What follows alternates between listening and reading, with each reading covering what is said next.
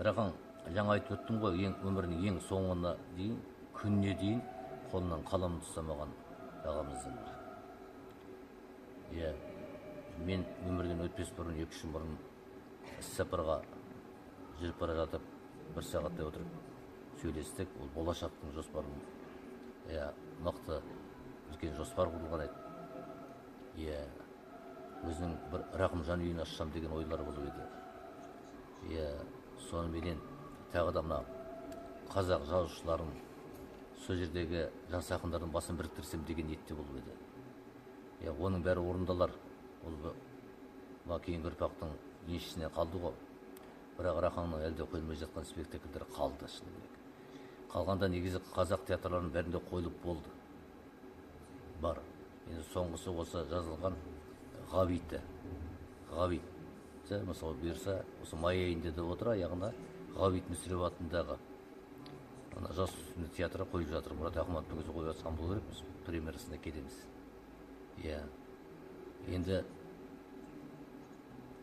тағы да, мысалы актриса дейтінін айттым. Ол негізі Ресейде үлкен бір театр сұраныста алып қойып жатыр. Болашақта осы спектакльдің қай-қайсысы да біздің де театрдың көрермендерге тарту қыламыз шығар. Рақымменен біздің режиссерлар үлкен бірлікте болды.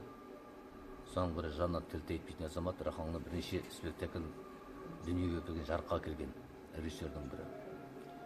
Анау Нашақор туралы новелласын, Двойнегін, Рақаңның бас драмасын, осын барлығын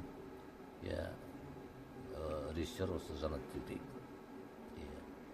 Бұйырса, Мұханғали Туманов дейтін азаматымыз бар. Бейбарыс кезінде Шапай Жылқашев алғашын жазылған кездерде қойылған спектакльдің бірі. Бір өзі жаңарған түрде қайтып осы театрдың репертуарына әкелеміз деп Мұханғали Тумановқа біз тапсырдық.